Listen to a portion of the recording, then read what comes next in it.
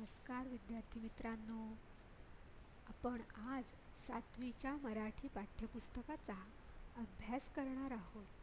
मराठी साहित्यामध्ये अनेक कथा, कादंबरी, ललितलेख असे अनेक साहित्य प्रकार आहेत. त्यापैकी आज आपण कविता हा प्रकार बघणार आहोत. आत्तापर्यंत तुम्ही अनेक कवी कवयित्री यांचे कविता वाचल्या आणि ऐकल्या आहेत. बालकवी शांता शेळके, कुसुमाग्रज, वसंत बापट, प्रफुल्ल रणदिवे असे अनेक कवी कवयित्री यांच्या कविता तुम्ही शिकल्या आहात किंवा अभ्यासला आहात. आज आपण कवी प्रफुल्ल रणदिवे यांची गौरवगान ही कविता पाहणार आहोत.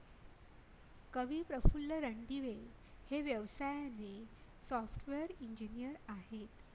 असे असूनही त्यांनी आपल्या सैनिकांविषयी ही कविता लिहिली आहे. सैनिक, आपल्याला माहीत आहे की सैनिक हा आपल्या देशाचा प्राण आहे. त्यांच्यामुळेच आज आपण सुरक्षित आहोत. भारताच्या सीमा सुरक्षित करण्यामध्ये सैनिकांचा मोलाचा वाटा आहे. पाकिस्तान, नेपाळ, चीन असे अनेक राष्ट्रे आपल्या विरुद्ध युद्ध करण्यासाठी प्रयत्नशील आहे. आपली भूमी बळकावण्यासाठी प्रयत्नशील आहे. त्यामध्ये सीमेचं रक्षण करण्यासाठी आपले भारतीय सैनिक महत्त्वाची भूमिका बजावत आहेत. आता आपण काही सैनिकांची चित्रे पाहणार आहोत. हे बर्फाळ प्रदेशातील किंवा हिमालयामधील सैनिकाचं चित्र आहे की अगदी 0 तापमानाला सुद्धा ते तिथे राहत आहेत आणि तेथील वातावरणाशी जुळवून एवढ्या उंच ह्याच्यावरती ऑक्सिजनची कमतरता असून सुद्धा ते आपल्या भारतीय सीमांचं रक्षण करत आहे.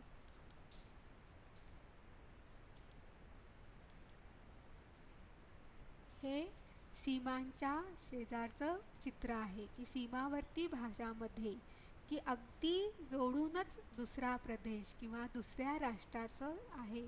तर त्यासाठी सुद्धा त्यांना किती डोळ्यात तेल घालून कामगिरी करावी लागत आहे हे आपल्याला दिसत आहे. हे सैनिकाचं चित्र आहे की ज्यामध्ये सैनिक एवढ्या मोठ्या गनला अचूक वेध घेण्यासाठी प्रशिक्षण घेत आहे. त्यासाठी त्यांना एवढा मोठा ड्रेस किंवा त्याच्याच पेहराव करावा लागत आहे.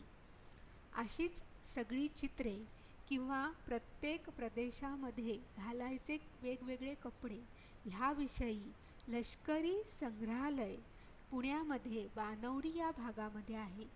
तुम्हीही जेव्हा आपली दळणवळण बंदी उठेल तेव्हा तुम्ही पुण्यामध्ये जाऊन बाणवडी या भागातलं हे लष्करी संग्रहालय आवर्जून बघा. त्याच्यामध्ये तुम्हाला स्वतः गोळ्यांचा निशाणा करणं किंवा गोळ्या घेऊन त्यानुसार रायफल शूटिंग करणं हे तुम्ही करू शकता. म्हणजे तुम्हाला जाणवेल की सैनिकांकडे किती अवजड बंदूक असते आणि त्यानं ते अचूक वेध घेत असतात. त्याच्यासाठी त्यांना प्रशिक्षण किती खडतर करावं लागतं हा भाग आपल्याला त्या संग्रहालयामध्ये बघायला मिळतो. त्यानुसार त्यांची जी पदकं आहेत, परमवीर चक्र किंवा आपण अनेक चक्र किंवा पदकं आपण लष्करामध्ये जी मिळतात ती मेडल्स आपण बघतो. पण त्या चित्रांचं किंवा त्या पदकांचं मेडल्सचं सुद्धा संग्रहालय त्यांनी तिथे केलेलं आहे.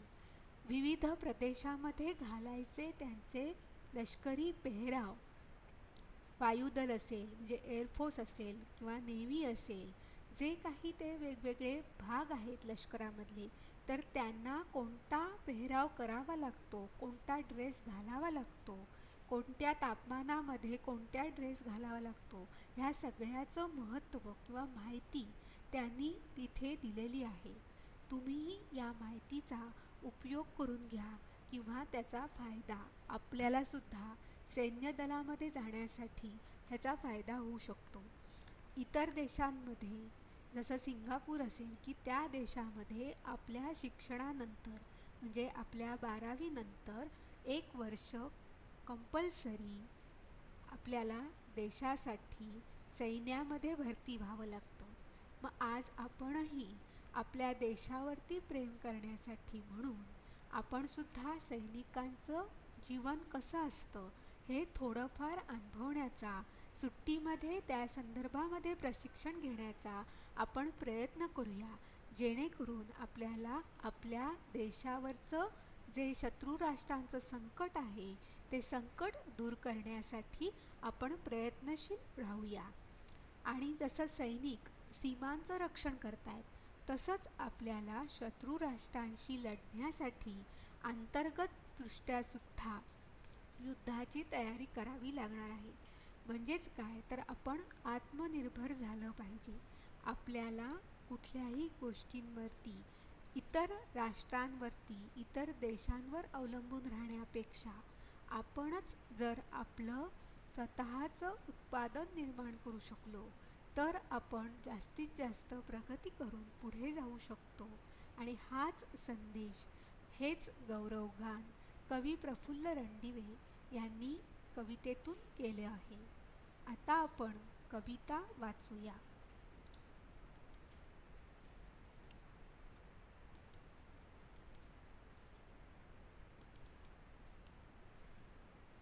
भारत भूच्या वेदीवरती दिले जयांनी बलिदान, त्या शूरांचे त्या वीरांचे गाऊ गौरवगान.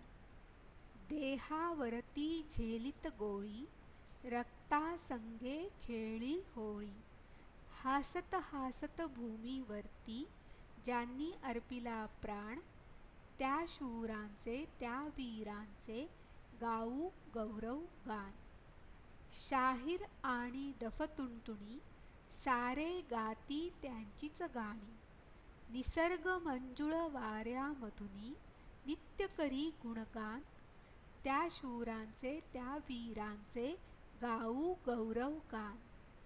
थोर तिरंगा उंच फडकू दे, साऱ्या जगती तेज तळपू दे.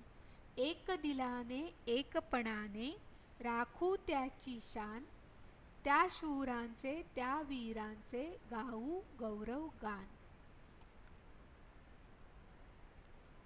आपण आता कवितेच्या कडव्याचा अर्थ पाहूया.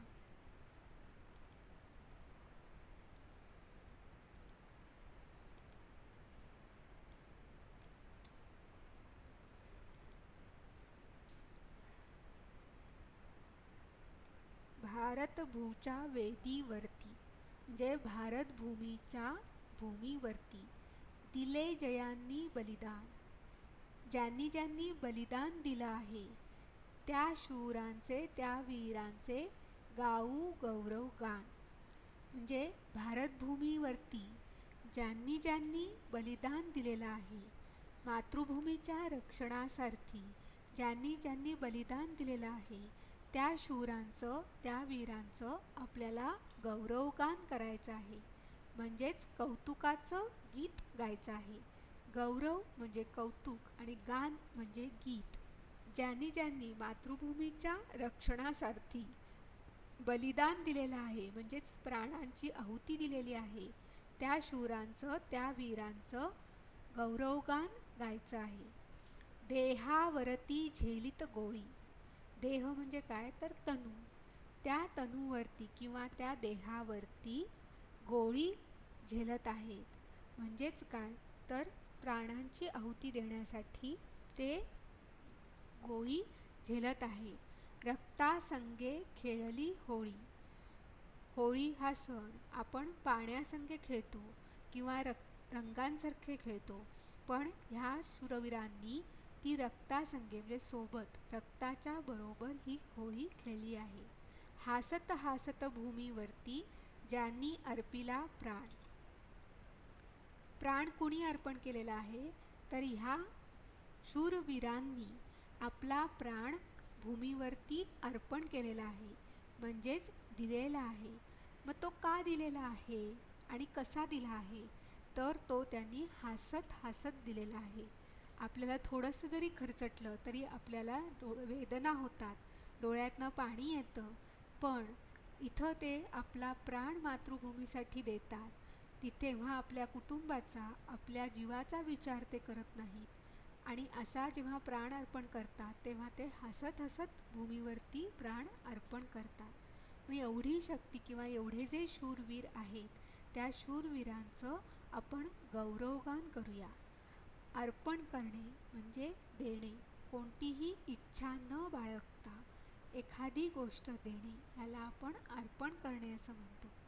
मग ह्या सैनिकांच्या मनामध्ये सुद्धा आपला प्राण जातोय, आपला प्राण नष्ट होतोय हा भाग त्यांच्यामध्ये नसतो, तर त्यांच्या मनामध्ये आपल्या मातृभूमीसाठी आपला प्राण जातोय, बलिदान होतंय, ह्या संधी मिळाली ह्याचाच आनंद त्यांच्या चेहऱ्यावर असतो. कितीही वेदना असल्या तरीसुद्धा त्यांच्या मनामध्ये आपल्या मातृभूमीसाठी आपण प्राण दिला ह्याचा विचार असल्यामुळे ते हसत हसत आपला प्राण भूमीवरती देऊ शकतात. आणि अशा शूरवीरांचं आपल्याला गौरवगान करायचं आहे असं कवी म्हणत आहे.